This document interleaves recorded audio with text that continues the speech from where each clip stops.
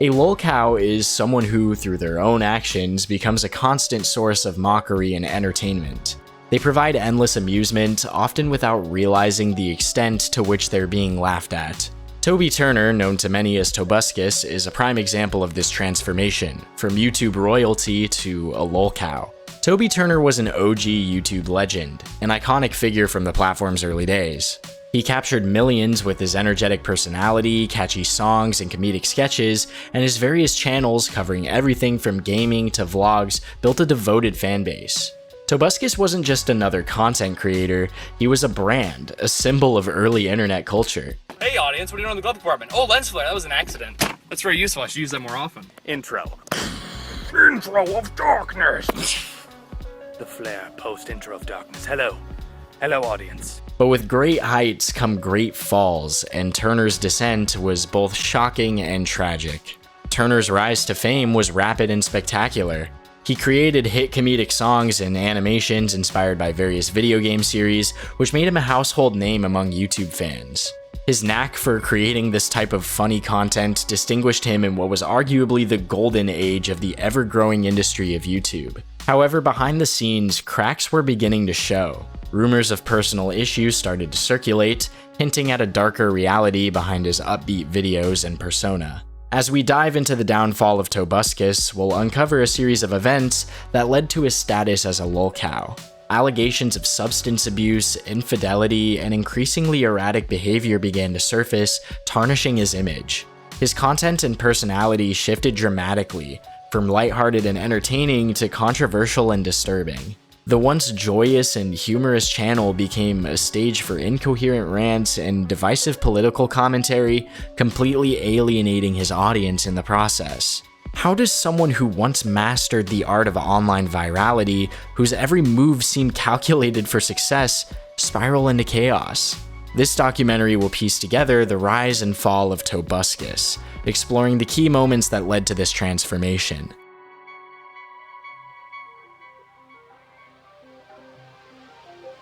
So you walk into this place and it's got this energy of people all over the place that watch your stuff and they're fans. It's the coolest. I got this bracelet, a Minecraft of my Minecraft character. That says it's a Tobuscus. It's awesome. I didn't do an intro. Intro of darkness. I learned this in San Francisco when I'm trying to apply for jobs. I'm not saying it's normal. I'm not saying that I'm normal. So I'll see you around. Normally I don't post vlogs to Tobuscus, but I wanted to show you this. Audience?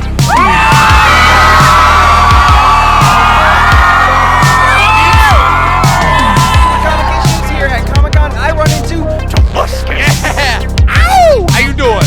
A lot of playing of video games and being able to pay rent also from that. What's your end game? What do you want to be when you grow up? I want to make a couple movies. I have some movies that I think are really fun, but I burn because I'm the devil. I mean, it wasn't even a burn really. I'll use that later.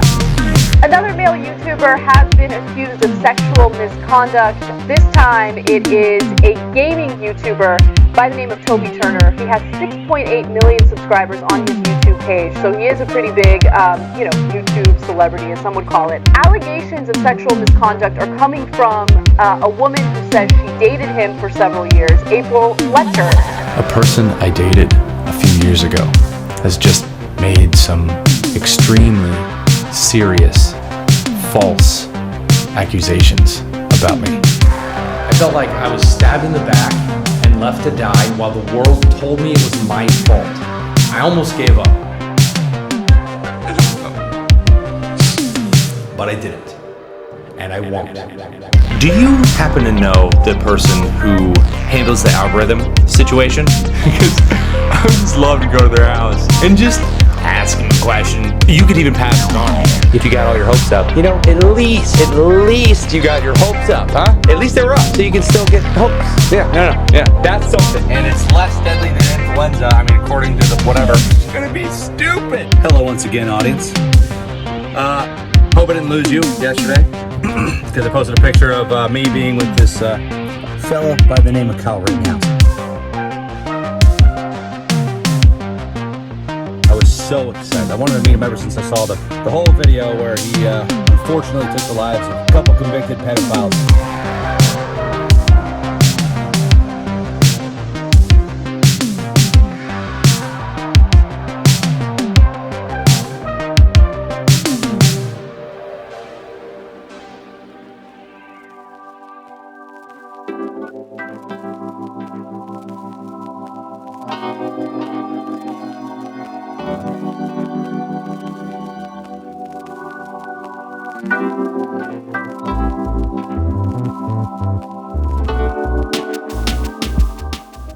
Born on March 3, 1985 in Mississippi, Toby Turner moved to Niceville, Florida, where he spent most of his childhood.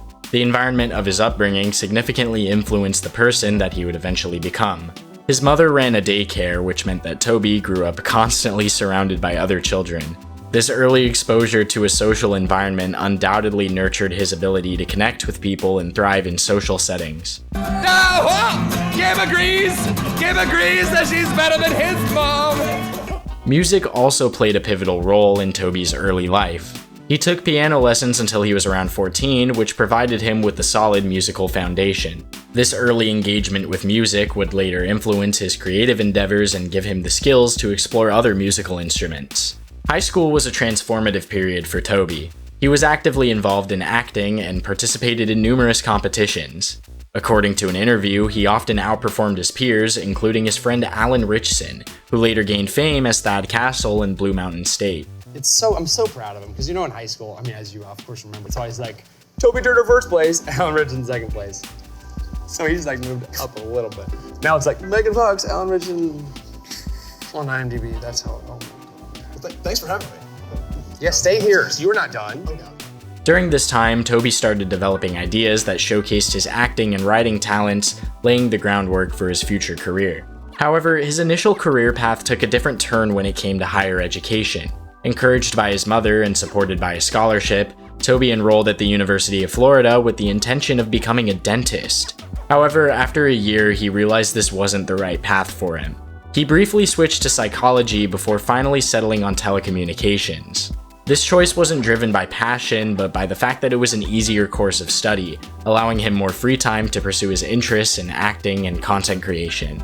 During his college years, Toby's mother continued to support his dreams. She took out a significant loan to buy him a DVX 100B camera for Christmas. This camera became a crucial tool for Toby, enabling him to start creating videos and providing him a new motivation to pay off his mother's loan. So I got, all the programs. My mom took out a loan and bought me a camera, which is awesome. I totally owe her. Yeah. No doubt. Where's mom? She knew better. I'm surprised. Long disease. I want to move her out from it's getting worse in the humidity. So I want to bring her to Ellie. Shut up! I'm a goddamn sweetheart. No wonder you had to leave this area and go out to LA. It's kind of a new thing. That's why I'm like, oh my god. She's fine, but it's bad in the humidity. And she totally helped me out starting the whole thing. Toby's understanding of the internet and his early forays into content creation were also significant. He even created a website where he humorously challenged other people named Toby Turner. In May 2006, he launched his first YouTube channel, followed by another one in June under the nickname Tobuscus, which was a nickname given to him by a high school friend. Making money on YouTube was not as straightforward as it seemed at the time. Toby initially found success on MetaCafe, a video hosting site that paid creators based on its view counts. MetaCafe's payment structure was very straightforward. Creators earned half a cent per view, or $5 for every 1,000 views. This platform required content that could attract substantial amounts of viewership, which Toby managed through his early grasp of clickbait and a willingness to try new things with his content. His early YouTube videos, including a skit involving the remote from the movie Click, showcased his talent and confidence. All in. All in, huh? Pretty big words. Do you have a big hand? Let's find out.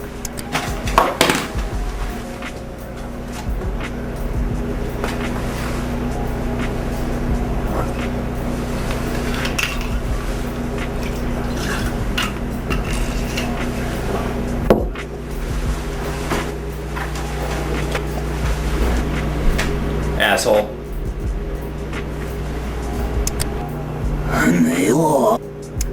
All in. Call. 7 high. What? I said call. Shut up. Nope. This is the face of someone who doesn't fuck around.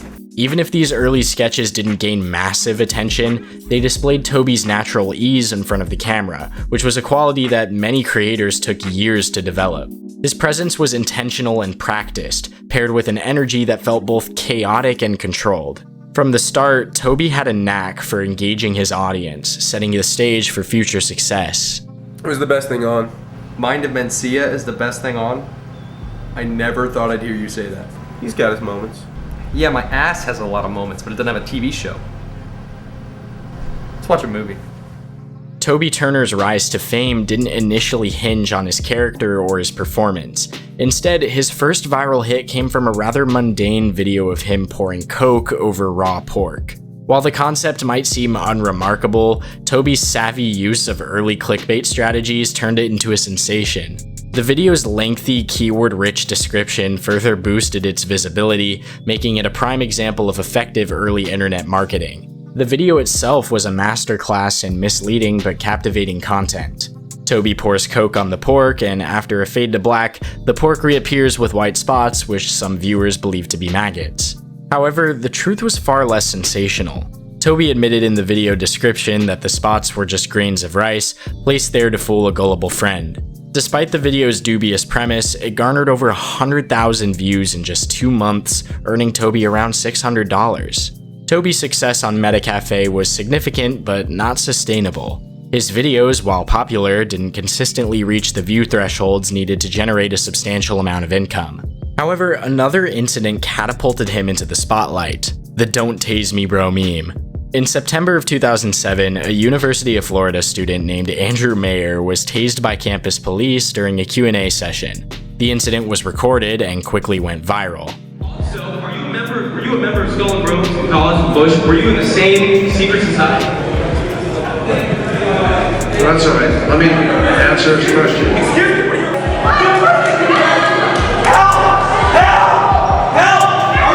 What did I do? Get off me! You know what? Get off me!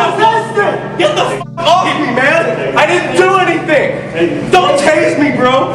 Don't tase me! I didn't do anything! Ow! Ow! Toby, who was friends with Mayer, created a remix of the event, which also gained significant attention. This remix, combined with the original video's notoriety, helped Toby realize the potential of YouTube.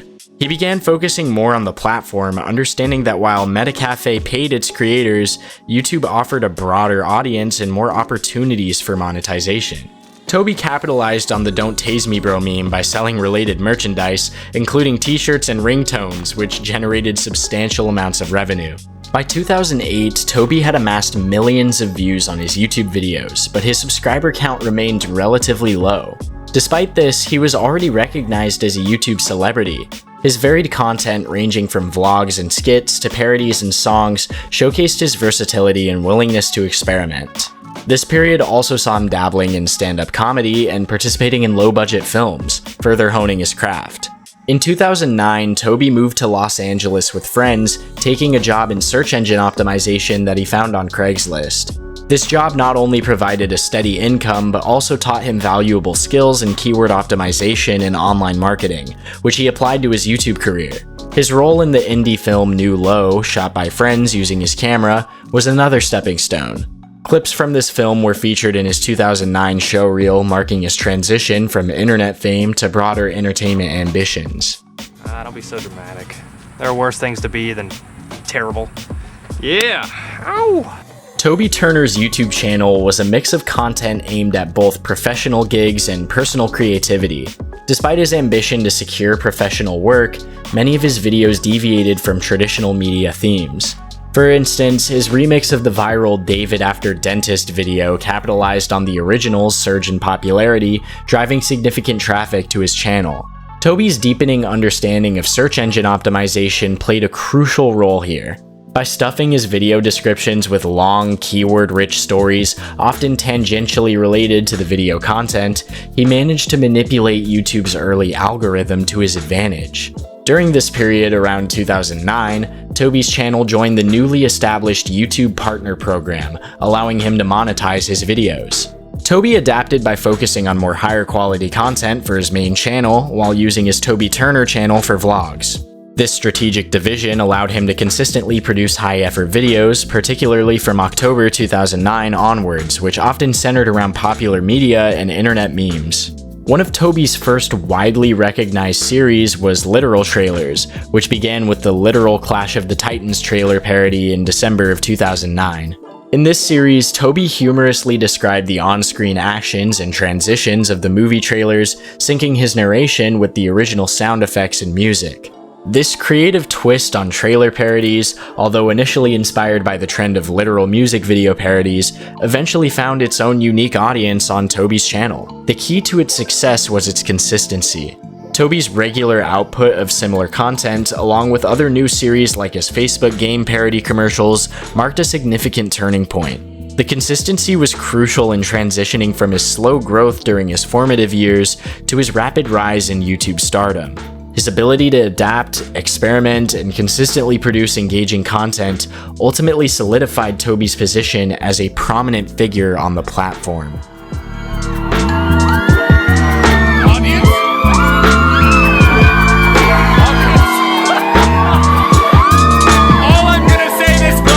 Normally I don't post vlogs to Tobuscus, but I wanted to show you this. Audience!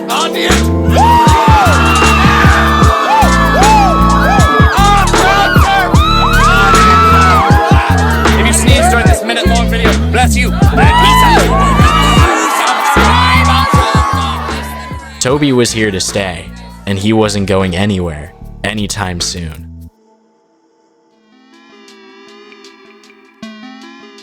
To understand Toby Turner's meteoric rise on YouTube, we need to look at his growth and strategy. At the beginning of 2009, Toby had around 10,000 subscribers, and by the end of that year, that number had increased 7-fold. I just reached a landmark of 10,000 subscribers. I've no doubt that soon I'll pull more tail than MacGyver. Hopefully the tail I pull won't be from the same demographic. Richard Dean Edison should make a YouTube, he would get some traffic. Hey. I just hit 100,000 subscribers on my main channel, Tobuscus. Just wanted to say, if you guys ever watch YouTube videos, check out youtube.com/Tobuscus. Actually, I got 20 million views also, so that's pretty cool. This massive growth was fueled by his dedication to providing a variety of series such as remixes, literal trailers, parody commercials, and other random videos. While the ideas behind these series weren't entirely original, Toby's dynamic personality made them immensely popular. During this period, YouTube's landscape favored loud, energetic commentary and random humor, which naturally drew younger audiences. Toby's shift towards content that appealed to this demographic, along with aligning his sponsorships accordingly, played a crucial role in his success. He even began hosting a series reminiscent of Ray William Johnson's =3, where he presented viral videos and let his audience vote on the best ones. How's it going, audience? I'm Toby Turner. I like rainbows, but 2 of them at the same time?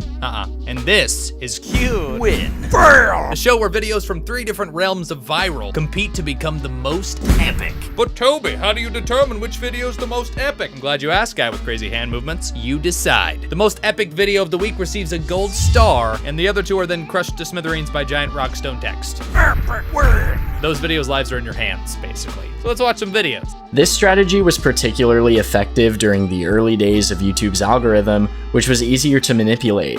And by 2010, his subscriber count had exploded to around 600,000, placing him in the top 50 YouTube partners of that year. In 2011, Toby's career took off. He began dating other popular content creators, moved his parents from Florida to Los Angeles, and secured various promotional deals with companies like Treyarch and EA. So there's people dance on the stage, but they're like choreographed, they know what they're doing. Sure, they are really professional dancers. So if I went up there without any choreographed dance, and I just shake it, would that be okay? You can try.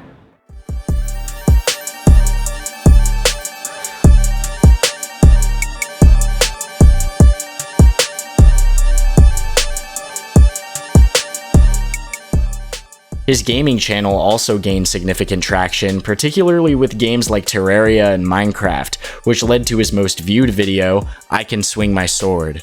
Before this, his song Nugget in a Biscuit, which humorously combined a nugget, biscuit, mashed potatoes, and barbecue sauce, became a viral hit among younger audiences. This video amassed 41 million views, illustrating Toby's ability to create content that resonated with kids. His Minecraft theme song, I Can Swing My Sword, uploaded in April 2012, garnered even more attention with 93 million views. In 2012, Toby expanded his reach beyond YouTube. He appeared on the Annoying Orange TV series on Cartoon Network and promoted NCAA Football 2013 through a video on his channel. Guys, I saw this girl on a billboard, and I think I'm in love with her. And I don't know if she likes me back. What do I do? Go talk to her! Yeah, you can act like a man! Thanks! Neville's not shy anymore! Yay! However, this success was not without its criticism. Some creators, like Darkside Phil, who ironically enough is a lolcow in his own right, made a 25-minute long rant criticizing Toby for using ads to promote his channel on their videos. What's going on, everyone? Darkside Phil here, and I am pissed off, okay? I have mentioned this and talked about this, but never really directly addressed it before. But there are people on YouTube, we're talking big YouTubers, we're talking people who, they make the money. They make way more money than I did, okay? And the thing that really annoys me is when you have someone who you know they're already making giant sums of money, and you really know that they could just focus in on what they're doing and become better at it, but instead of that, they take the easy way out. They decide they're gonna branch off into something that's really easy for them because it's popular, it's hip at the time, they know that it's the thing that all the kids are watching. And in particular, what I'm addressing is people who already have existing YouTube channels for things like daily vlogs, their particular video series that are popular, and then they decide one day, oh gee, I think I'm just gonna make a gaming channel over here, and I'm gonna play video games. Despite these very minor controversies, Toby continued to thrive. His friendly rivalry with PewDiePie, who surpassed him in subscribers in October of 2012, and his involvement in the poorly received movie Smiley were notable events. Tell me what we mean by the scientific method. Mark. It's like you make a hypothesis. No, that's true. Please, Mark, stop looking right. Additionally, he was fired from the Cute Win Fail series in late 2012, marking a period of transition. To understand why Toby Turner was dismissed from Cute Win Fail, we need to delve into the intricacies of his collaboration with Fishbowl Media. On the surface, Cute Win Fail appeared to be a straightforward show where Toby reviewed viral videos. However, the reality was a lot more complex than that. Fishbowl Media, founded by Vincent John DeBona, known for producing shows like MacGyver, Entertainment Tonight, and America's Funniest Home Videos, held the rights to the viral videos featured on Toby's show. This arrangement allowed creators like Toby to legally use these viral clips, but it also meant adhering to strict contractual terms. In Toby's case, Fishbowl Media provided him with viral content and the framework for Cute Win Fail, expecting him to upload new episodes consistently. These episodes would stay on Toby's channel for a week before being re-uploaded to the official Cute Win Fail channel. This setup helped Toby maintain a steady stream of content. However, the consistency required by the contract proved challenging for him. Reports of his dismissal cite a breach of contract due to irregular upload schedules, with videos often being late or missing the agreed-upon timeline. Despite this setback, Toby's channel didn't suffer very greatly. He quickly shifted focus to other content, including a new rant series and frequent uploads of his popular literal trailers. This pivot allowed him to maintain audience engagement while producing content that required more creative effort. During this period, Toby was incredibly active, producing a wide array of content. Notably, he created a series of short videos featuring his dog Griffin, voicing the dog's thoughts as if Griffin were speaking to the camera. Hey, I'm Toby Turner, and you're watching The Amazing World of Gumball. Toby! Dude, I'm recording. What? I just had something important to tell you, but I guess it can wait. What is, you getting married? What is it? Yes, how did you know? What? No, you're not. To who? Nicole Watterson. Gumball's mom. You're getting married to a fictional cartoon character's mom. Yes, that is correct. Congratulations, man. That's awesome. Oh, wow, what excitement you're pretending. You're not invited to the wedding. Okay, good. I have plans anyway. I got stuff to do. No, you don't. You're right, I don't. These were specifically made for Cartoon Network promotions, but also uploaded to Toby's channel, further diversifying his content. While Toby's channel continued to grow, he faced new challenges as the YouTube landscape evolved.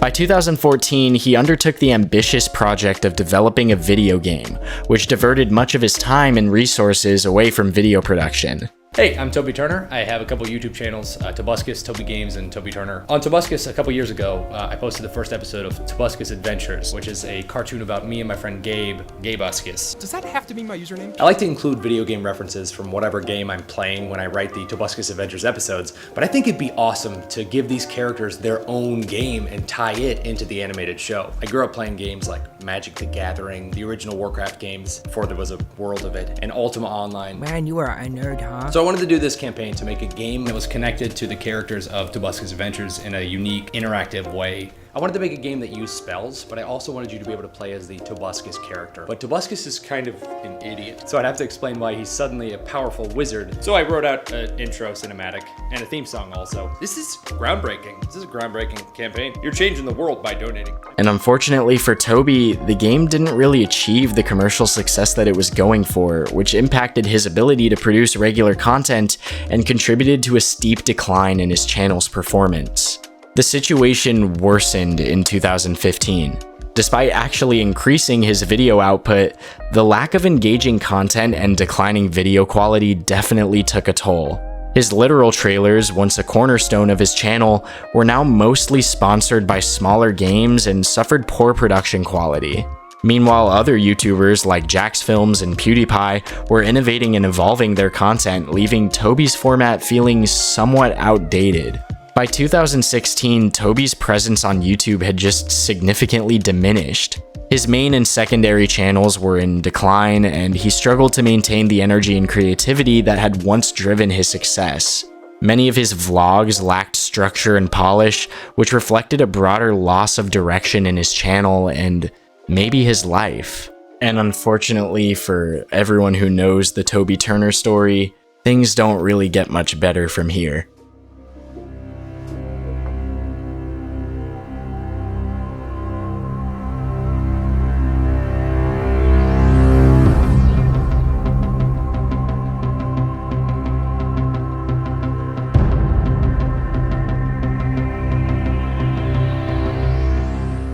Understanding the controversy that marred Toby Turner's career requires diving into a pivotal period in April of 2016.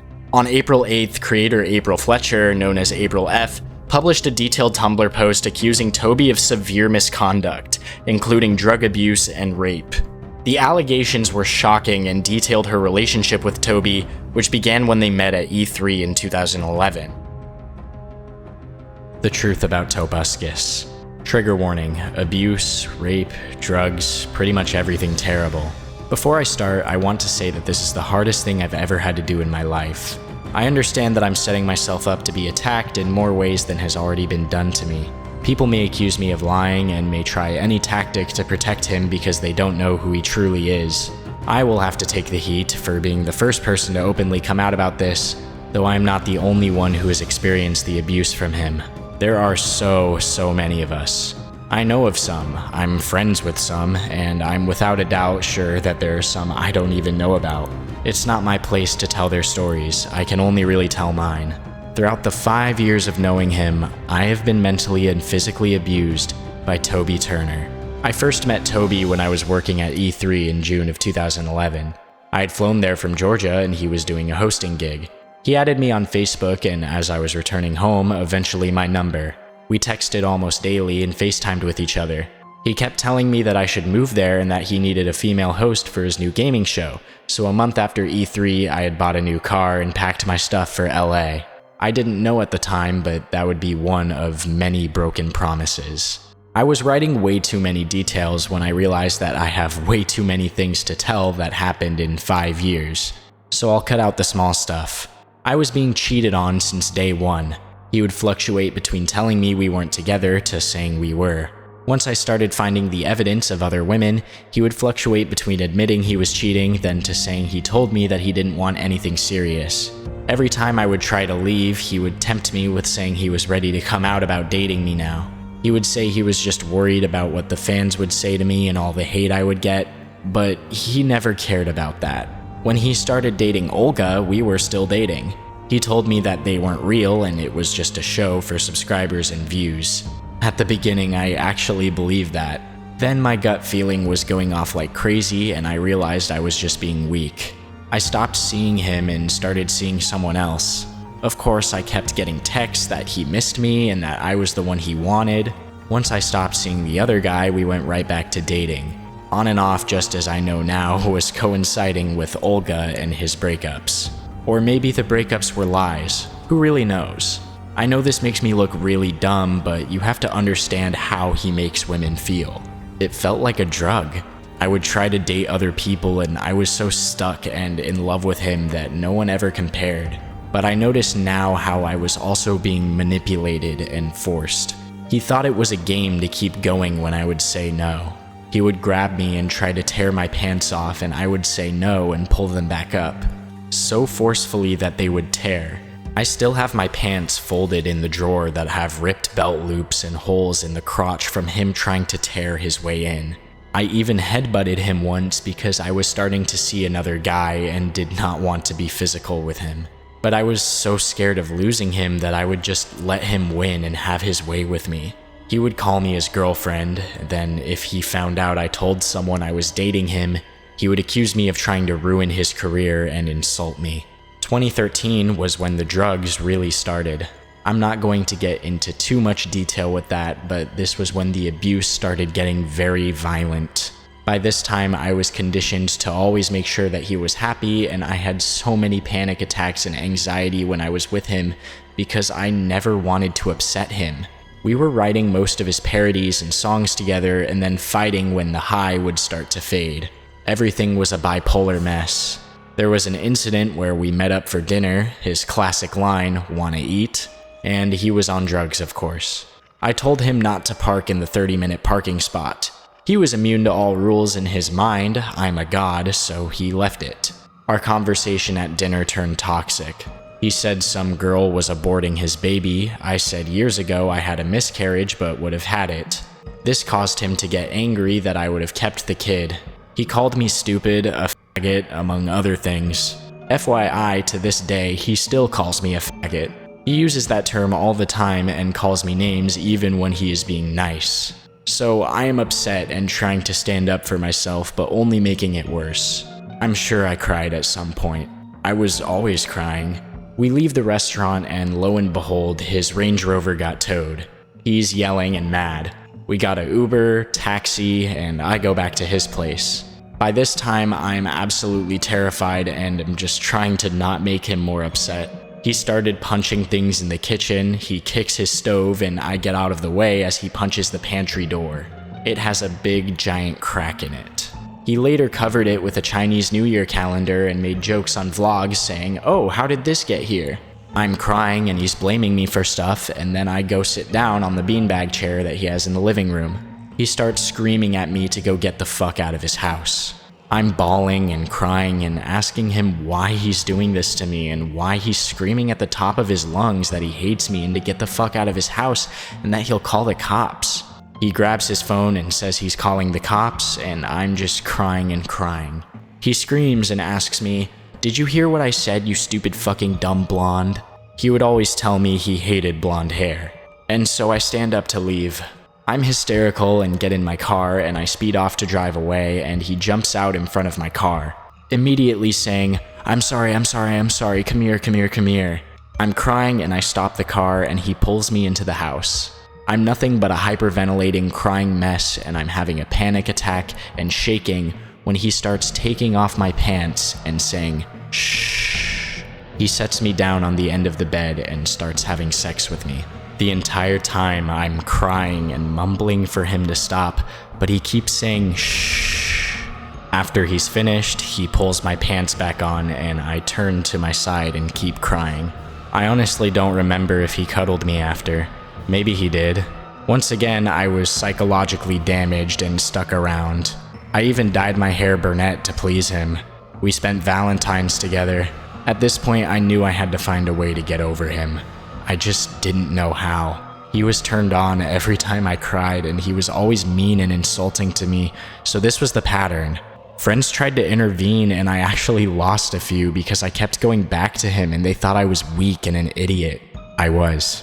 I finally mustered the strength and told him we should be just friends. February 26th, 2013. I came over to help him with something, I'm not sure what. My friend Alyssa was having a party I wanted to go to, and he kept telling me not to leave. I told him I had to go, but he was being flirty and cute. I was conditioned to enjoy the tension and the game, but I told him I was going. He asked if I would take a shot with him, just one before I left. Yes, I know I should not have even said yes and taken a shot before driving. I'm aware. But you have to understand, at this time, drugs were running rampant in this house, and I was so exposed to drug and alcohol abuse that I was just used to it. I said okay and took a shot with him. Instantly, I knew something was wrong. At first, I thought it was shitty vodka. I even asked what vodka it was since it was the worst taste I ever had. Then I saw his face, and I realized I knew what that bitter taste was. I asked him if he had slipped something in my drink.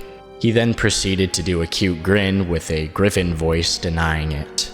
I asked a bunch of times and he denied, but I already knew the answer. I also knew that the people who die from MDMA or Molly have always been mixing it with alcohol, that both of those together are a deadly mix. That Toby is a drug addict and that the amount of drugs he put in my drink are far more than I will ever be capable of handling. I start crying and telling him that he's going to kill me, why he would try to hurt me, that he is selfish and that I'm gonna die because of him. This somehow gives him a moment of clarity, or maybe it was just the drugs taking effect, but he admits to putting it in my drink. He tells me it was only just a little bit and that it must have still been on the glass from when he used it. Then he admits fully to doing it.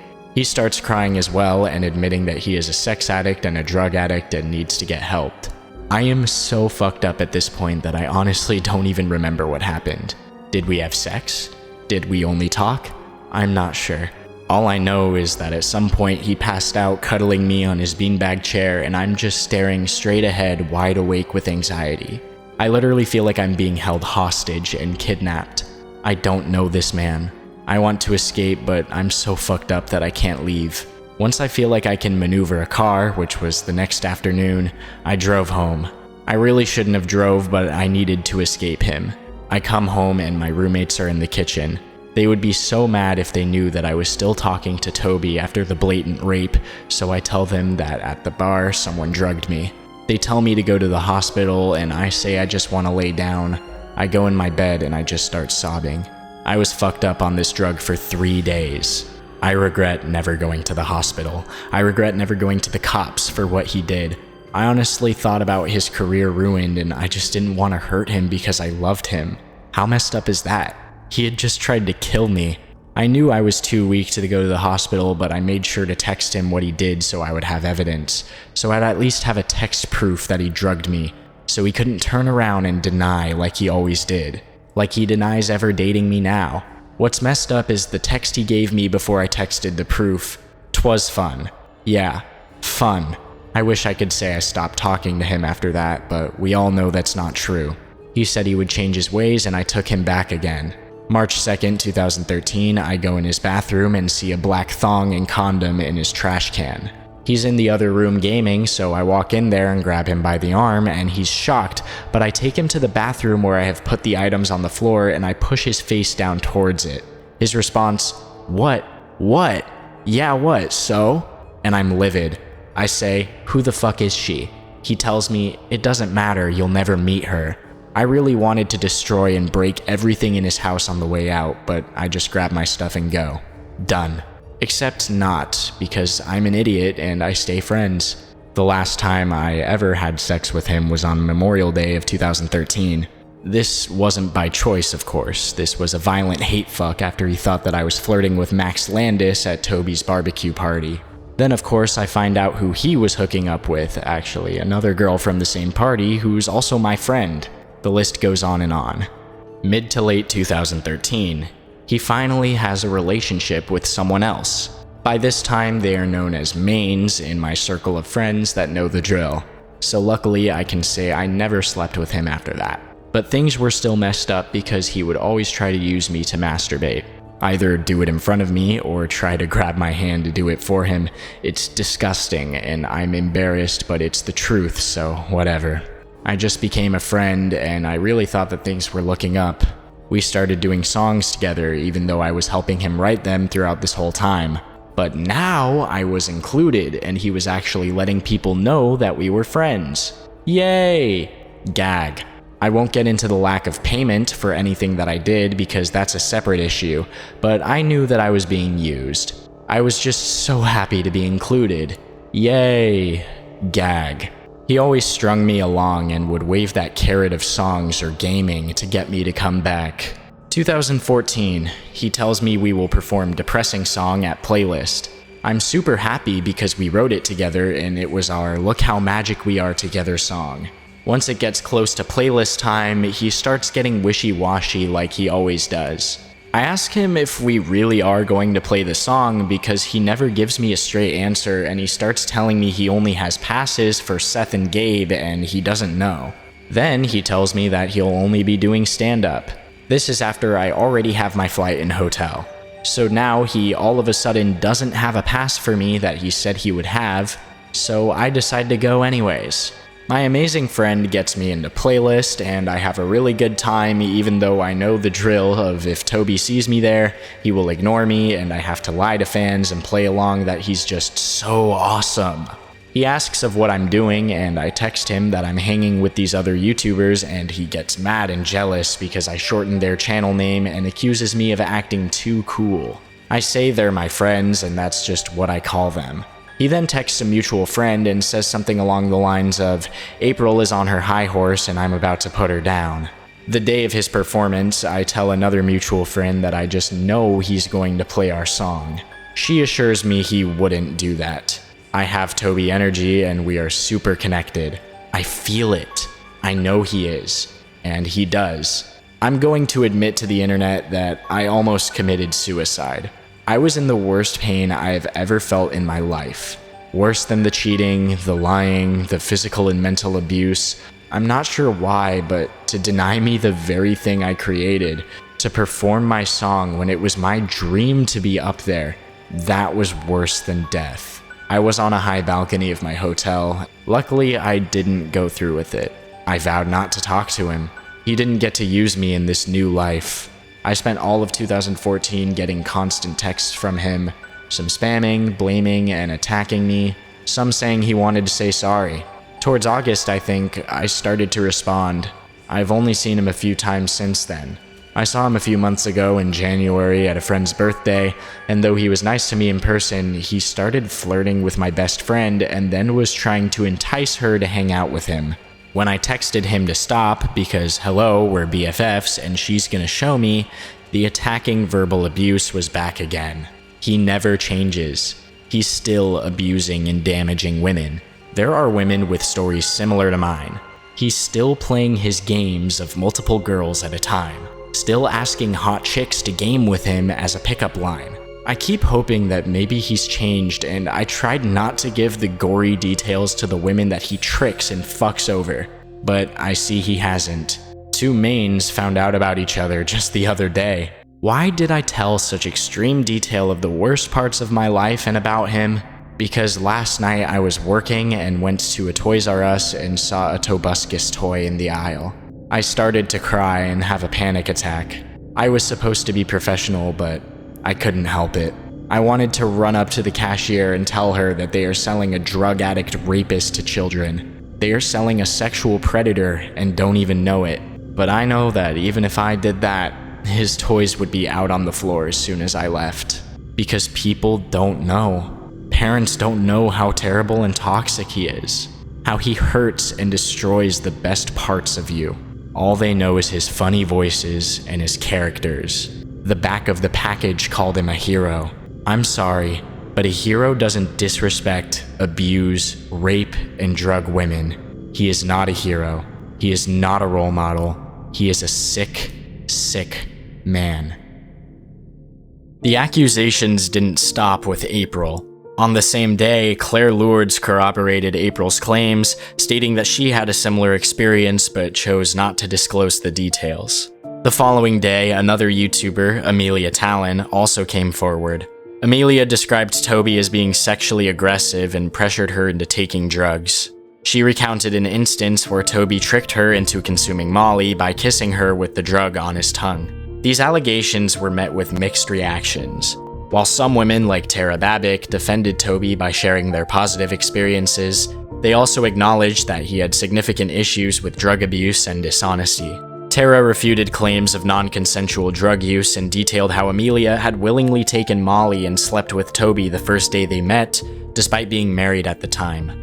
Did watch Amelia Talon's video where she talked about Toby. I was actually the girl that she mentioned in the video who introduced them. And one thing to kind of prove that everything is based on perspective is that she left a lot out in that video. She completely victimized herself, which is fine. I mean, some shitty shit happened to her. But she didn't mention that when I introduced them, she was married. And she went ahead and slept with him the same day of her own accord and took Molly the same day of her own accord. And the reason that I stopped talking to her, among many other things in our relationship beforehand as models and as gamers and as friends, was because on the car ride home, she told me that she, something along the lines of, finally knows what love feels like. And to me, that was just like, this is fucking crazy. And then being that head over heels for Toby had the audacity to make this video later down the line without mentioning all of those things and completely victimizing herself just makes it seem so scummy to me. I made a video about a year ago, if not longer than a year ago, called My Sluttiest Moment. And in that, I anonymously talked about the night that I met Toby. I met him at E3 in June 2013, I think. And we had a sexual relationship for about 4 months after that. But I live in Seattle and he lives in LA, so we would see each other every 2 weeks or every month or something like that. At first, the second time that I went down there to see him, after the My Sluttiest Moment incident, which I'll post in the description, so if you guys want to watch that, go ahead. But basically, I made a video in 2012 talking about my bucket list.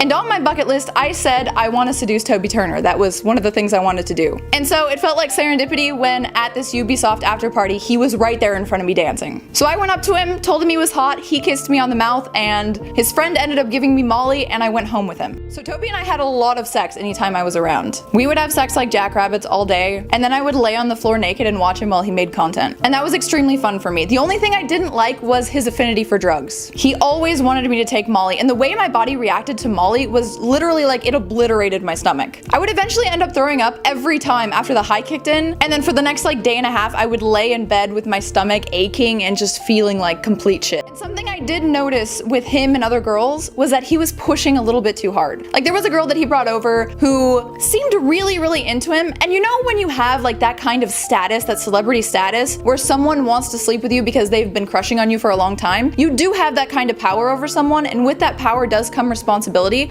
But I think it's a little bit ridiculous for someone like April, the girl who made the Tumblr blog post, to sit up on a high horse and say that she's trying to protect the children who are watching him. Because I mean, what idol has anyone ever had who was a rich guy and wasn't into drugs and rock and roll? That's a pretty common thing. Welcome to the real world. Your idols are not who you think they are. Your idols are just like everyone else, and they succumb to the pressures of being super popular as well. It's hard, and Toby strikes me as someone who needs a lot of reassurance that he's awesome. Like, he would text me all the time, and he would text me private versions of videos that are gonna be up or songs that he's made, and like, he got so happy when I told him how great it was. And he would shower me with compliments, and I would shower him with compliments, and that's kind of how our relationship was. But I knew that he was unstable mentally, from the drugs to just really needing that gratification of sex. I've seen him with other girls, and he never treated them disrespectfully. And I'm not saying that any of the things that these people experienced didn't happen. I'm just saying that if you have the self-respect to be like, no, and like lay down ground rules, then he respects it. And he asked me if I would try Molly, and this is gonna be embarrassing for him probably, but not for me because I don't give a shit,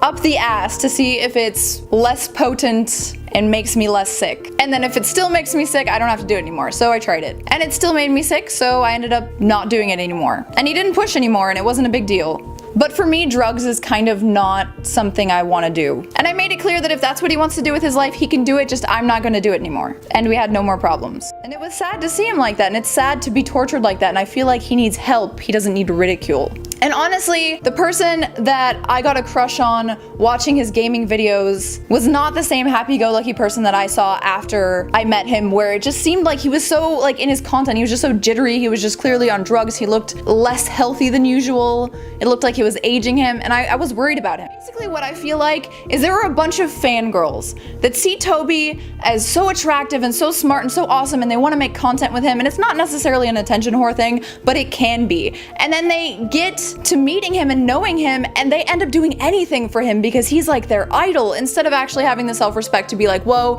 these are the boundaries, this is the kind of person I am, okay, you're not gonna have a relationship with me, I'll leave. And like when you read the blog post from that girl April, it's just like she keeps going back, and you know, at some point, you know, fool me once, shame on you, fool me 100 times, it's kind of my fault too. And I'm not saying that Toby is without his flaws, because he is definitely a sadly flawed human being. He's fighting demons that none of us understand, so to sit there and judge him just because you saw him as someone who is some heavenly non-human being because he was an idol to you, it's just a little ridiculous. I've never had him force himself on me. I've never had him feed me anything without my knowledge. When I firmly say no, no meant no. And I also saw him interact with a lot of other girls. So I feel like these girls that are making these hate posts about how he's a rapist or forcing drugs on people, if that did happen, which I don't know and you don't know either, because you weren't there, I really don't feel like Toby could have possibly had malicious intent. I feel like it was just a mistake he made, or he got carried away, or he was high or something. And these are not good excuses that just excuse him or absolve him in any way. But to ruin someone's career, someone who's already so fragile, just seems so fucked up. Another defender was Jacqueline Glenn, who had a past relationship with Toby. She admitted that Toby was a challenging partner, prone to verbal abuse and requiring constant validation. However, she maintained that he never forced her to do anything against her will, and emphasized the complexity of their relationship, suggesting that while he was flawed, the narrative was not black and white. So, this is the third time that I've sat down and recorded this video. I threw my hair up, I'm just frustrated. This video is talking about Toby Turner and the rape accusations that have been made against him. That's all I keep hearing about. Everyone texting me, blowing up my phone, asking me if I'm okay. You know, I'm here if you need anything, kind of thing. That's really sweet. I appreciate the concern, but what gets crazy is, you know, the next level of people who are texting me saying, hey, have you been raped? Have you been beaten? Have you been drugged? That's the kind of messages that I've been getting from people that I know personally and for people online. Every comment that I got on everything is about this. If I posted a picture of my cat right now on Instagram, it would be Toby, Toby, Toby, Toby, Toby in the comments, and that's fine. That's just how it's gonna be until I address it, so that's the point of this video. I would like to just get it out there and then not hear about it anymore as much as possible. Please don't leave it as every comment on all of my stuff. I can't take it anymore. I have known Toby for a little while now. We started dating in February of last year. When we started dating, I got several girls that would come up to me and warn me. They thought that like he was this horrible monster of a person. They didn't want me to date him. They were worried that I was going to get hurt, that I was going to get cheated on, that something bad was going to happen to me, and I ignored all of them. One of my flaws is that I like to give people the benefit of the doubt. I don't like to just like judge somebody based off of hearsay or like what, you know, just the rumors is pretty much all I ever thought it was, just a bunch of rumors. I didn't take much of it seriously. And the reason that I didn't take much of it seriously was because a lot of these girls, whenever they would see him in person at parties, at YouTube events, would smile and go up to him and hug him and act like they were best freaking friends. They would like his pictures on Facebook and comment and tell him how they missed him and leave hearts and smiley faces, and like, how am I supposed to take your warnings seriously whenever you seem to kiss his ass at every given opportunity? It just didn't make sense to me. April was one of the people that warned me. You know, like, this is so hard to talk about because I feel like, first of all, this is personal. It should not be on the internet, and I feel like forced almost to do this because of things that are being said and how much pressure is being put on me to address it, since it's very public that him and I like know each other. But like, just because I felt pressured to do things that made me kind of uncomfortable does not mean that I was forced to do them. And I feel like that's where a lot of people go wrong in situations. Like, rather than admit that they did something that maybe they feel ashamed about, they will just blame it on some other factor, like the person pushed me to do it. I'm not gonna do that. You know, we had our own personal fights over situations like that and resolved them within the relationship,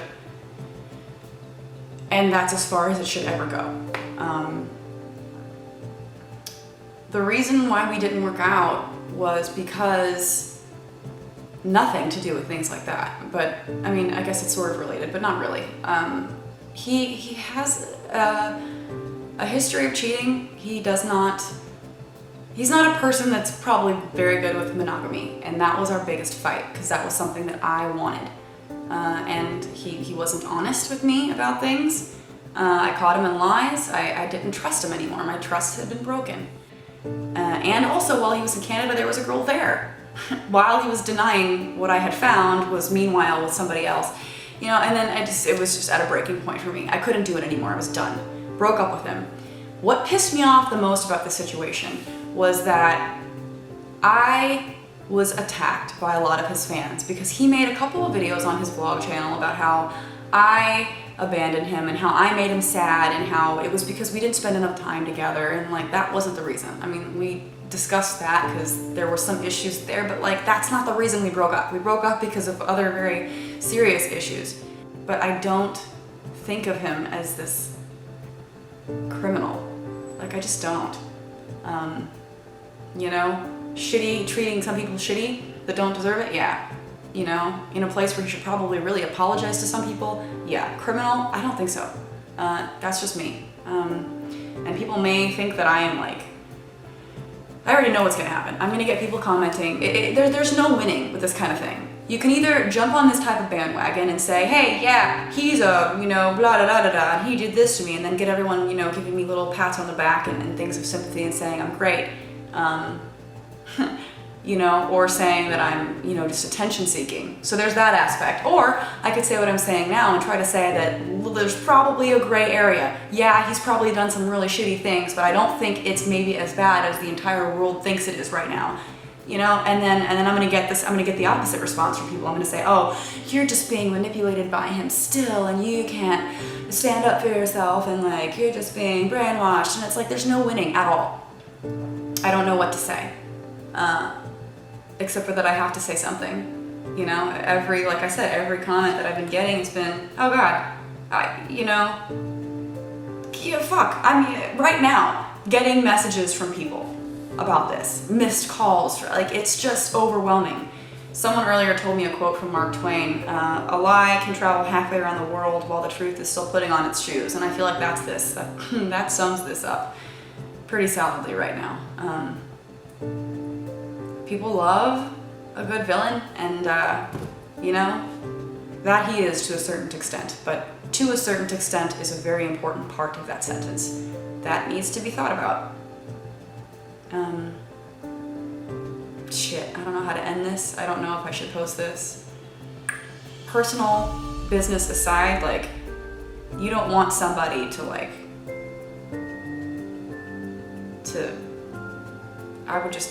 I don't want anything bad to happen, is all I'm saying. And it's just scary.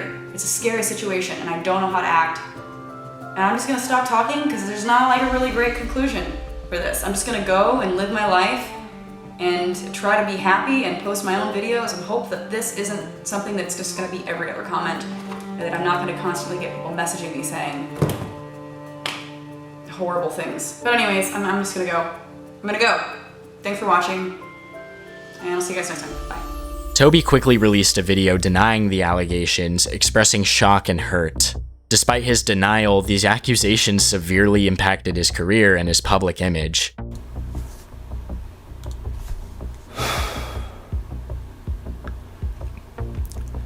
A person I dated a few years ago has just made some extremely serious, false accusations about me. And I want to be crystal clear. I've never done anything without her consent. I've never tried to trick her into anything. I read her her Tumblr post, and I was shocked, and I was hurt. These allegations are absolutely false. I just wanted to address it. That's all. The controversy spurred heated debates within the YouTube community and beyond, with opinions divided over the credibility of the allegations and the character of Toby Turner. The accusations against Toby Turner and just how severe they were made recovery that much more challenging for him. And surprisingly, the allegations didn't significantly impact his viewership more than his already dwindling motivation and inconsistent uploads had. The real damage was to his prospects in film and television. A glance at his Wikipedia page reveals a stark decline in his acting credits post-2016. Even his minor role voicing Ant-Man for a Marvel mobile game couldn't salvage his image, and even that didn't last. Toby's limited credits suggest an industry-wide blacklisting, confining him to just his YouTube channels. An interesting shift occurred within his vlog channel. The energetic and quirky Toby Turner remained even when discussing serious events like getting swatted in October of 2016. Toby described the experience with his usual random laughter and constant motion, contrasting the gravity of the situation. I went in, I was talking to the bartender, you know, we were laughing. She's like, oh, you're such a nice guy. I'm like, ha, Google me. Which is so messed up, because I think I'm a nice guy. And, you know, but it's really funny that, like, you know, as soon as I give anyone my name, like, they'll want to look me up. I'm like, oh, nah, which is fine. You know, that'll filter out a lot of morons, because, you know, people with, like, brains that function, like, know that it's not real, but whatever, it's not me to judge. Okay, so here's what I want to talk about. The downside of, you know, making YouTube videos, you have to change your phone number, like, every couple weeks, just for fun. Or because people like leak your phone number, which is just great. So a couple months ago, I got like, you know, you know when it happens. When you wake up and you're like 700,000 missed calls, you're like, why? So people like get your phone number and they leak it and you got to change it again. And like, it's gotten to the point where I call the same person every time to change my number. Because I've done it, you know, so many times. They're like I call them, I'm like, like, can I speak to Caressa? And they're like, oh, yeah, Toby? Oh, yeah, I get it. Already got a new one for you. Isn't that awesome? Dude, I got swatted, and I didn't even talk about it for a while, just because I wanted it to be my own experience in my heart, where somebody comes to your house, doesn't knock, doesn't ring the doorbell, which is great, convenient, because then you can talk to them faster. So they just have a team of 8 people just battering rams your door down. They just run in with guns aimed at your face, and they're like, where is she? And you're like, what? And they're like, where's the hostage? So apparently there was like a murder hostage situation at my house. So I moved because I don't want that to happen. What a fun wake-up call. Like, gun to the face. Just want to let you know that happened. So phone number change, address change, emotional state change. It's been an eventful time for Toby Turner, and thanks for riding this just way from hell. It just came out of nowhere for absolutely no reason at all, but here it is. Oh, if you're going through some horrible stuff in your life, just know it could be worse, and it will get better. I know, because, like, I don't know. I hope. No, it's definitely getting better. Everything sucks less every day. No matter what happens to you, everything sucks. It's a plane. Oh, let's zoom in. Can I zoom? No, I can't. Front facing. What the you can't. I'm gonna sneeze some more. Bless your face and mine. If you sneeze on this video. I love sneezing, my sunglasses on. If you sneeze during this video, bless you. Peace off. But do subscribe. Outro of darkness, then redness, then whiteness. After the controversy broke, Toby's vlogging frequency massively decreased. He uploaded a single vlog in June of 2016, and then took a 3-month-long hiatus before returning in October with raw, unedited footage. This new style lacked the polish of his earlier work, and his ramblings often strayed far from the main subject. For example, in one vlog, he abruptly switched from discussing the game Civilization 6 to mentioning that he emailed an ex-girlfriend only to be told to stop contacting her. This particular video was posted on October 26, 2016. I had a pretty nice day today and yesterday. Thanks for asking. I saw Civilization 6 came out. I was looking at that. I played a lot of the older Civilizations where you have to build up your civilization. Self-explanatory. And then you fly up into space and that's the end of the game. And it's, I haven't been, contacting my ex or anything, which is good. I just send her stuff that makes me think of her, which doesn't count. But it's cool because she did respond and she was like, please stop sending me stuff. So it's a good sign. Just walking next to Bed Bath & Beyond and doing the thing. There's Varicose Vein ad up there if you guys sponsor if you need some. Despite the clear message from his ex, Toby continued to email her into November. This prompted her boyfriend, another YouTuber known as Social Repos, to publicly ask Toby to stop contacting his girlfriend, Jacqueline Glenn. Drama channels quickly picked up the story. Toby responded the next day, claiming that he was unaware of Jacqueline's current relationship status and defending his emails as heartfelt gestures rather than harassment. How's it going? I shaved today. I have a pimple. I popped it, so it's gone. But there's the evidence right there. So how are you? How's your day? How's it going? I sent an email, maybe you heard about it, to my ex the other day, professing my love and stuff, pitiful ex-boyfriend. And I thought it was sweet. I didn't think it was, a big deal.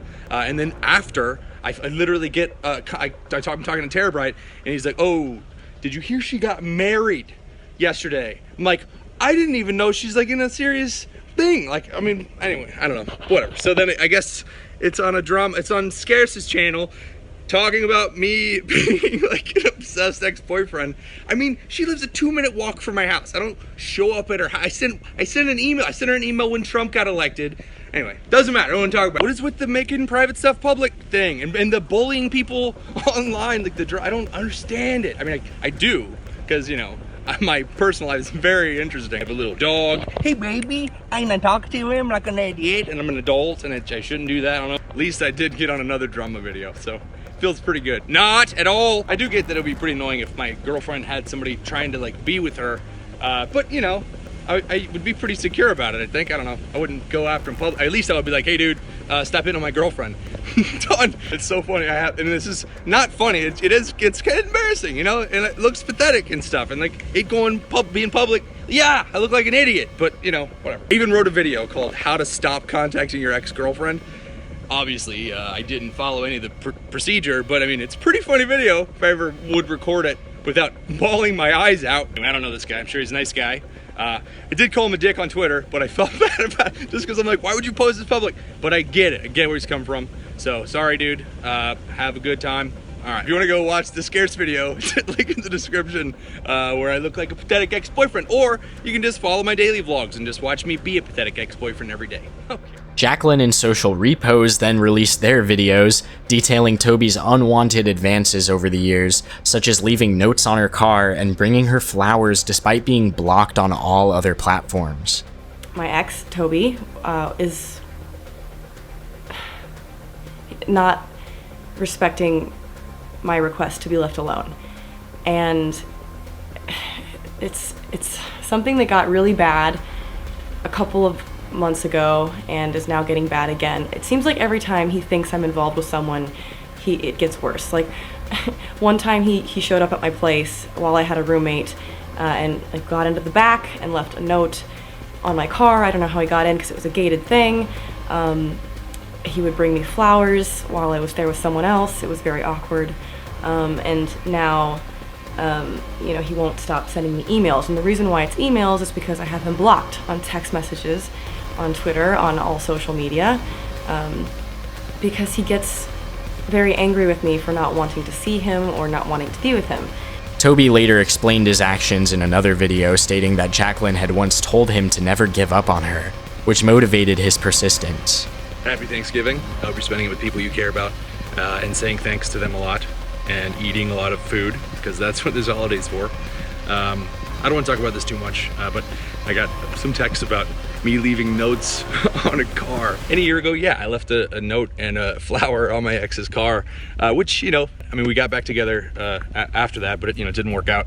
And she's married. I sent her an email the other day, just because this has been a really hard year for me and her too. I mean, it was just, you know, a lot of drama. Drama like exploded this year. 2016 sucks. But you know, I'm happy for her. I mean, I really don't want to talk about any of this, but it's just freaking, there's so many drama videos about it. I mean, I was told she wasn't in a serious thing, so, you know, obviously that information was factually infactual, but you know, I care about her, so I reached out, and she helped me go through like the worst time of my life, which also involved social media drama and like false allegations. And you know, it's stressful because suddenly drama is the coolest thing to talk about. You know, some of the guys I do respect and you know, like, and they're funny sometimes, but you know, it's so stupid. I don't know. I just said, you know, like 10 times, you know, but you know, it's over, and I get it. I'm not gonna be hung up on it. We were together and we cared a lot about each other, and she like helped me out through a hard time, and then she told me if I loved her to never give up. Which is a while back, but still, like, I'm still like, oh, well, that's in my head somewhere, and I'm doing my thing. I'm happy, I'm fine. Me laughing in this video at all is not because I think the whole thing's not serious, but you just have to laugh sometimes. This whole situation has been hard, and relationships are complicated, and you know, it just didn't work out. At the end, I'm gonna throw out there one more time. It's been a freaking tough year. I don't know how to handle this kind of year, so you know. You know, anyway, we've been through a lot, and I care about her, and he's fortunate to have her, and these are my feelings that I'll keep to myself from now on. And again, happy Thanksgiving. Remember to tell your family you care about them, and when it comes to anyone else, yeah, just keep that to yourself. Although the drama didn't result in significant changes, it added to the already damaged image of Toby Turner. His supporters remained sympathetic, while critics labeled him as a stalker. By this time, Toby's channel had already been declining, possibly due to a burnout or his shift in focus to developing a game.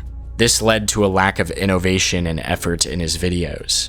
And soon enough, the cracks began to show. Starting in 2016, Toby's character began to unravel publicly due to these controversies. This shift undoubtedly blacklisted him from traditional entertainment opportunities. And the decline of Toby himself became evident as his vlogs transitioned from discussing games to controversial political topics, reaching a much smaller audience.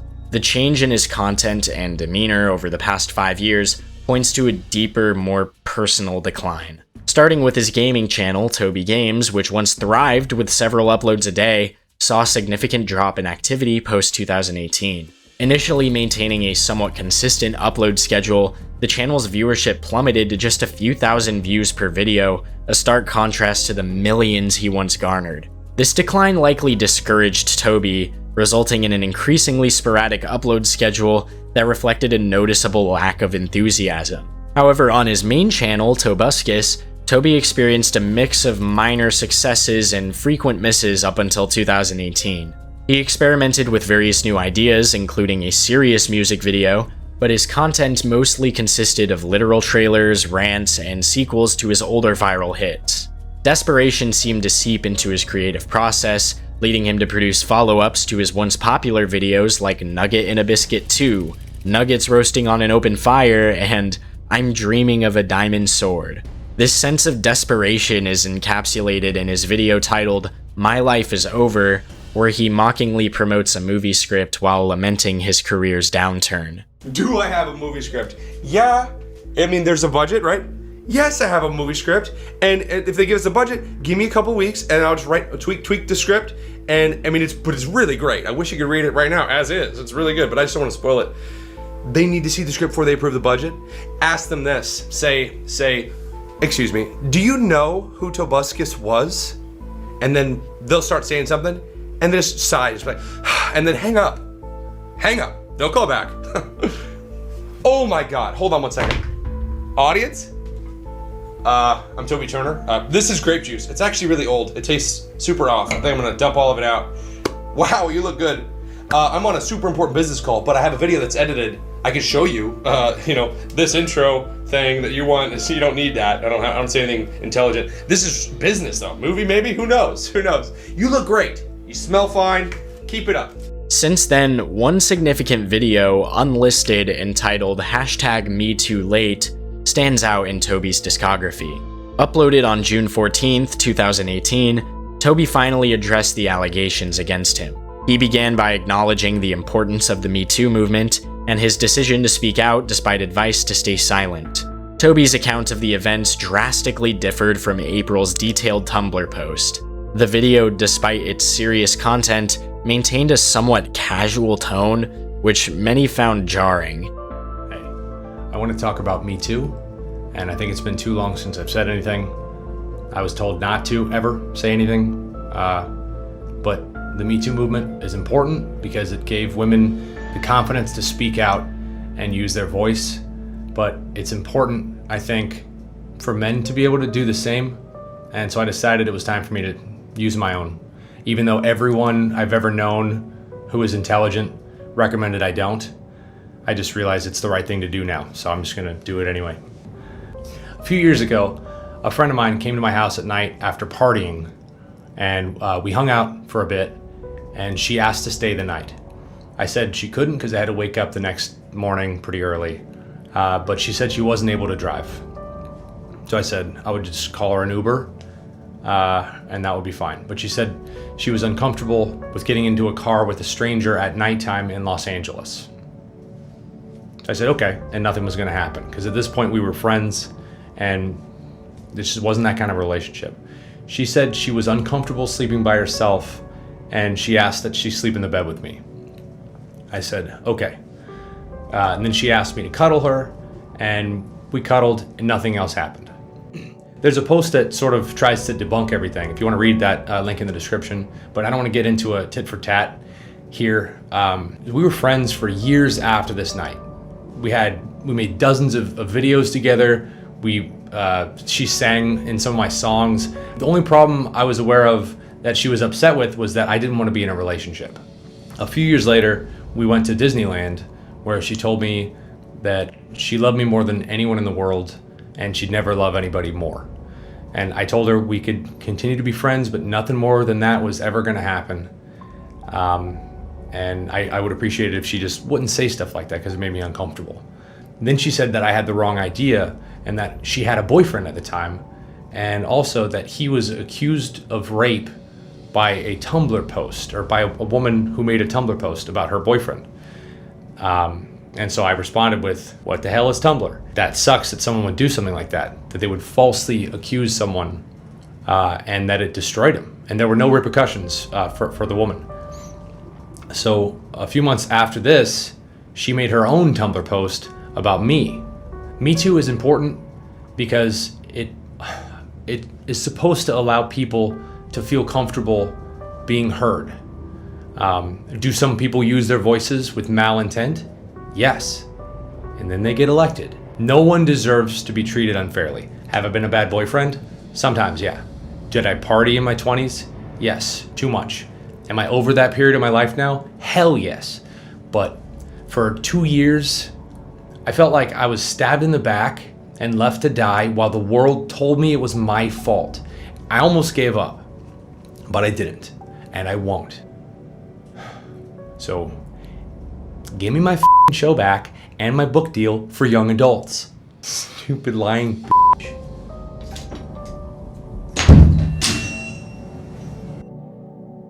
Thank you for watching this, and I hope this video helps you. I just had to say this for myself. If you're ever in a situation where someone won't leave your house, even if it's your friend, if you're uncomfortable, you should call 911. Don't be afraid to do that. And if someone hurts you, don't be afraid to call 911 for that either. That's what they're there for. I believe the Me Too movement has made it easier, and it's definitely a good thing that happened. We just have to make sure that the truth is being told, and that means both sides. All right, thanks for watching. I'm gonna roll out of frame. It's a good ending. The accusations and ensuing controversy significantly impacted Toby's career. His attempt to reignite his channel with sequels to his past successes failed, leading him to embrace a more candid and frustrated persona. What's up, audience? It still gets access to my videos. Thanks for coming here, by the way. I know it's a pretty big deal. That means that you probably navigated to my channel on your own, just been like, I wonder what Tobuscus is doing, and then you just saw there was a video there, and then you clicked it, because it didn't show up in your subscription box, and you probably don't have notifications. If you do, oh, thank you.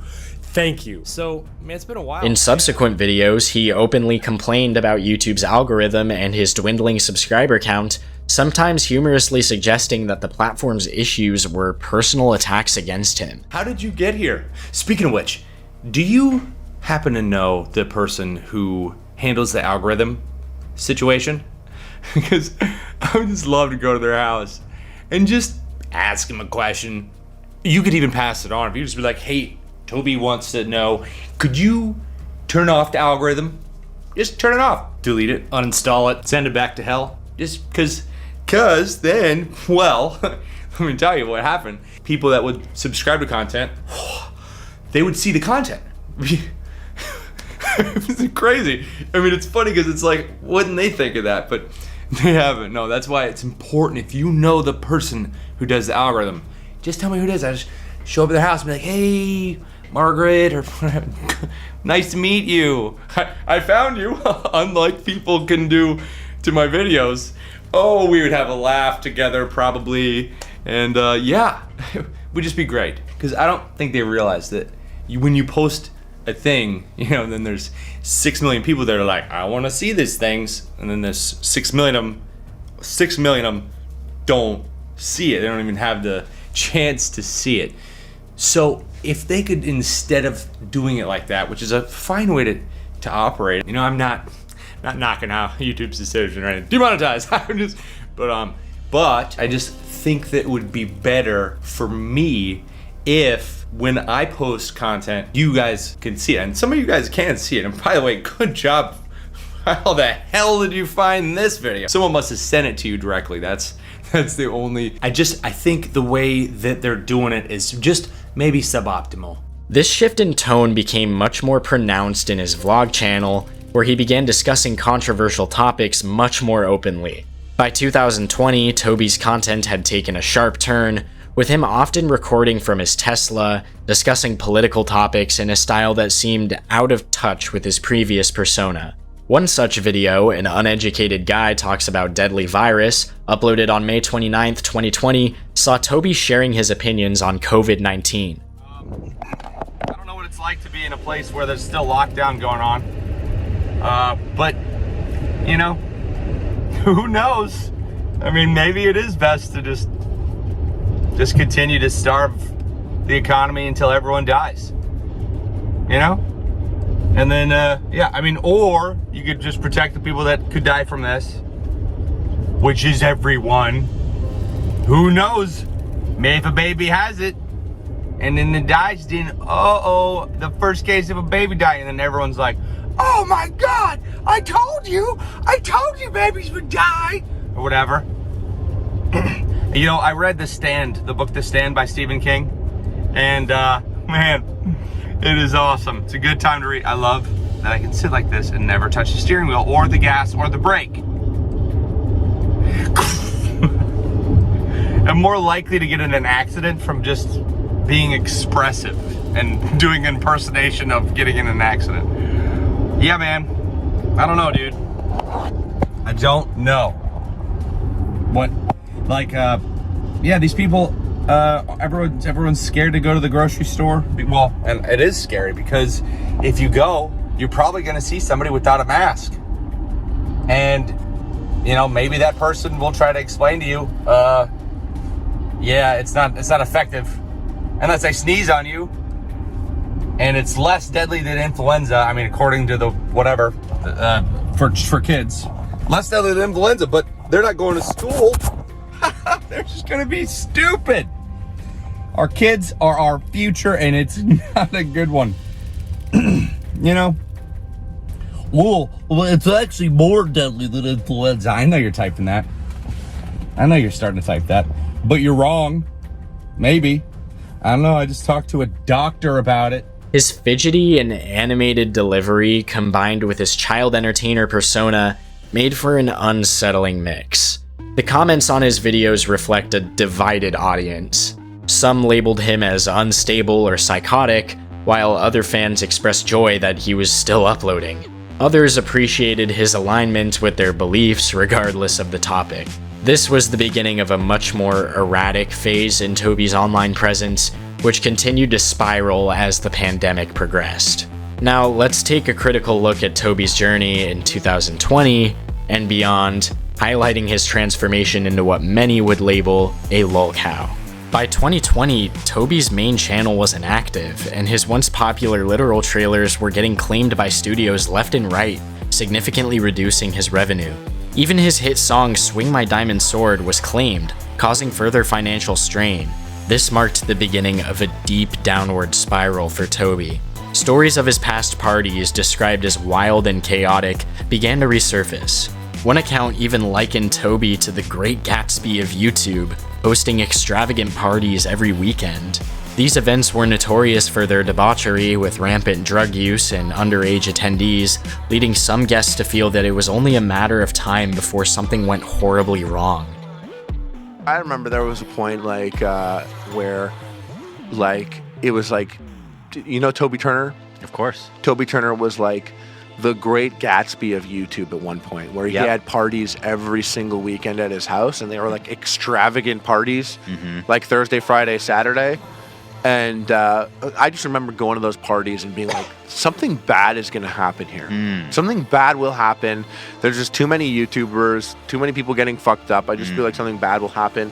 And I just remember I used to go there like all the time. And like, you know, I had some buddies, some guys that were on Epic Mealtime then, and they were just like, oh man, maybe we should stop coming to these. Like, it's getting fucked up. And then I remember the last time I went, it was like the last straw of me. We're like, okay, let's go. Was we went in the backyard, and like in the hot tub was like someone that I recognized from like Fine Brothers, like Teens React. And this is like a party, there's like drugs going around and drinking going around. We walk in and I look in the back, I'm like, that's one of the kids from Teens React. Like, we leave now. Let's go. That was the last time I was there. But anyone who's ever been at a Toby Turner party, who's ever gone to any of those, they've been fucked up. They know exactly. They got fucked up. Everyone's been fucked up at those parties. Everyone, like every YouTuber, if they've ever been like, I remember that I was at a Toby Turner party and they were on they were on ecstasy probably. Everyone. Those were the days, huh? Crazy. Those were the YouTube days, right? You know what's funny is like my experience on YouTube going through so many phases. As his career faltered, Toby felt increasingly isolated and cancelled. With his viewership dwindling and his vlogs averaging less than 10,000 views on a channel with almost 2 million subscribers, Toby seemed desperate to regain attention. He began discussing controversial topics, likely in an attempt to re-enter the algorithm's favor. However, this strategy did very little to boost his views. This sense of isolation from the YouTube community may have influenced his ideological shift. By 2021, his content had become sporadic and increasingly erratic. A notable video from July 16, 2021 captured his chaotic thoughts and disjointed rants about America and censorship. It is kind of funny though. They were like, white people, you have slaves. Like, no, none of us do. None of us do. I mean, do any of us? Because I don't think any white person was like, hey, I didn't know you could still have those. Nobody would be like that. But in Africa, they don't let their slaves sleep inside. They sleep outside in the den, no air conditioning, in the heat. We treat our dogs better than they treat humans. But it's a cultural thing, right?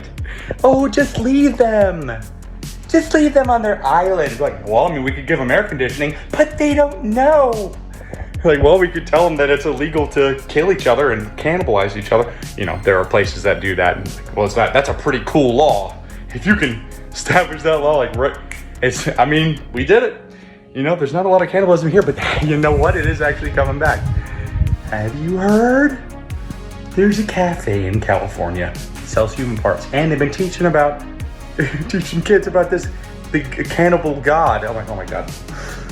This was a precursor to his even more controversial turn in 2022, where he began uploading daily vlogs filled with divisive topics. He met up with Kyle Rittenhouse, a polarizing figure in American politics who, killed 2 people and brought significant attention. In the vlog discussing their meeting, Toby's erratic and animated style further alienated many viewers, with comments expressing shock at his transformation. Hello once again, audience. Hope I didn't lose you yesterday, because I posted a picture of me being with this fella by the name of Kyle Rittenhouse that my buddy was working with, and I really wanted to meet this kid. I was so excited. I wanted to meet him ever since I saw the whole video where he unfortunately took the lives of a couple convicted pedophiles. And he didn't go looking for that. They attacked him first. It's not like he was like a pedophile hunter. People should stop praising him for hunting pedophiles. He didn't even know. He didn't know they were pedophiles. He probably thought they were black. No, Throughout these vlogs, Toby's narratives were disjointed and often delved into conspiracies and controversial viewpoints. This shift from a once popular content creator to a controversial figure discussing fringe topics marked his descent into becoming a lolcow, a person who attracts ridicule online due to their eccentric or misguided behavior. Toby's inability to adapt and evolve his content, combined with his controversial statements and erratic behavior, led to a stark decline in his career. His vlogs, once filled with lighthearted content, now showcased a man grappling with his diminishing relevance and struggling to find his place in a rapidly changing world. So, where is Toby Turner today? These days, you can find him sporadically tweeting and shitposting on his personal Twitter/X account at Toby Turner. And as for YouTube, he still uploads infrequently on his vlog channel, with content that remains as unhinged and nonsensical as ever. Interestingly, Toby managed to revive his main channel, Tobuscus, but with a twist that aligns with his erratic trajectory: AI-generated content. On April 13th, 2013, the Tobuscus channel returned with The Cute Wars, Griffin's Epic Tales, featuring AI puppies. This video is a bizarre mix of ChatGPT-generated writing, Midjourney AI images of dogs, and Toby's forced attempts at humor. Imagine the Tobuscus videos from 2016 onwards, but stripped of any semblance of human creativity. The new content feels hollow. It's a desperate grasp at relevance using AI tools. It's pathetic. A glance at Tobuscus's recent uploads reveals mostly music, including a song titled Transphobia Phobia, Censored, which has drawn criticism for its offensive lyrics. The description reads, "Take care of yourself and be happy. Live your best life, whatever that is. But you don't gotta change yourself to be happy. Things really do tend to work out." Showcasing Toby's ironically misplaced advice. Another controversial song is Blue parody 2 + 2 = 5 Laser Beams remix, featuring cameos from YouTubers like Oompaville and Justin Wang. The lyrics of this song are laced with bizarre and conspiratorial themes, culminating in a chorus that mocks scientific truths and flirts with alt-right dog whistles. For example, the line 2 + 2 = 5 references George Orwell's 1984, symbolizing the rejection of objective truth, while laser beams from the sky hints at wild conspiracy theories, possibly alluding to the infamous Jewish space laser trope propagated by right-wing conspiracy theorists. Continuing down this path, Toby released Don't Cut Off Your Trumpet, a crude and nonsensical song that further solidified his descent into irrelevance. The song's lyrics, ostensibly from the perspective of a penis, are riddled with juvenile humor and transphobic undertones, making it clear that Toby has embraced a more controversial and offensive style in a misguided attempt to stay relevant. Recent highlights include a literal trailer for Alex Jones's new video game, a Beethoven parody where the only lyrics are "Nobody Cares," and an AI-generated song called the Winky Face Song, in which Toby provides background vocals and awkward dancing. Hit it. I have a secret. I can't say it out loud. Hell no. But there's one thing I can do. You know just what I'm talking about. Winky face. Do that winky face, winky face. Close one eye. Leave the other open. And if you know, you know. And I know that you IYK, baby. Additionally, his attempt at Metro Boomin's BBL Drizzy freestyle challenge was, well, it was something. BBL Drizzy. Vocab, I'm a Google dog. BBL Drizzy. Brazilian booty lift. BBL Drizzy. Brazil. BBL is a big fake booty from Brazil. Hey, how thick are you again? I'm thicker than a snicker. I'm thicker than a ninja. Got it. Act like you don't know me. Oh, that reminds me. Security, escort this stranger out. Nobody knows who you are right now. That's the singer. Okay, now I'll just let the singer finish out the rest of the party singing. No rush, you take your time. So, what's the conclusion? Toby Turner's journey from a YouTube sensation to a polarizing figure and internet lolcow is a story filled with highs, lows, and many, many missteps.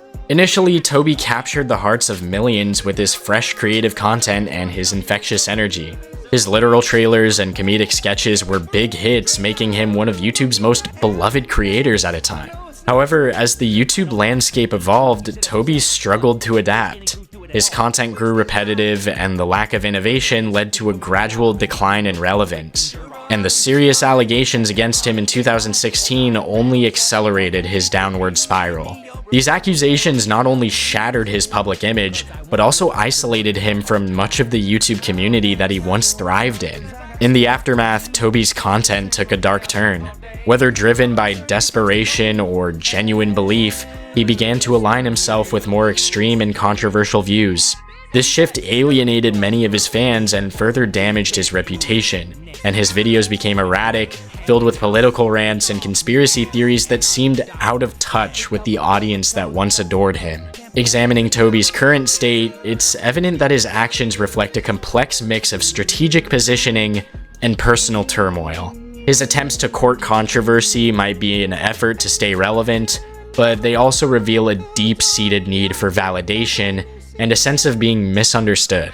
His lyrics and videos often convey defiance and a desire to push back against perceived injustices, but they also hint at a profound sense of loss and confusion. Consider his 2016 song Push, released during one of the most challenging times in his life. The lyrics speak to a struggle and sense of futility, perhaps mirroring his own battles with his career and personal demons. Lines like, "We're going back and forth for too long, it's about time we're finally done," and "I don't want to be, you're not good for me, I'm not good for you," encapsulate a sense of exhaustion and realization that maybe something fundamental within him has been broken. The song becomes a metaphor for Toby's ongoing battle with his own relevance and, in turn, his own identity. Toby's recent content, heavily reliant on AI-generated material and controversial political views, feels like a desperate attempt to reclaim relevance. His alignment with fringe beliefs and figures further isolates him from mainstream acceptance. The shift to AI in his videos marks a stark departure from the human touch that once characterized his content. In the end, Toby Turner's story is a cautionary tale. Whether the current state is a calculated attempt to stay relevant, a reflection of his true beliefs, or simply just a manifestation of deeper psychological issues, remains unclear. Will Toby ever change? Can he reconnect with his audience and maybe rebuild his career? Or is he destined to remain a shadow of his former self, caught in a cycle of controversy and decline? I've been Kusari, and I hope you enjoyed the video. If you liked the video, give it a like. If you disliked the video, give it a dislike. And as always, let me know what you think in the comments. Subscribe for more content. Still so shocked we hit 25K. Thank you guys so much. Peace. Push.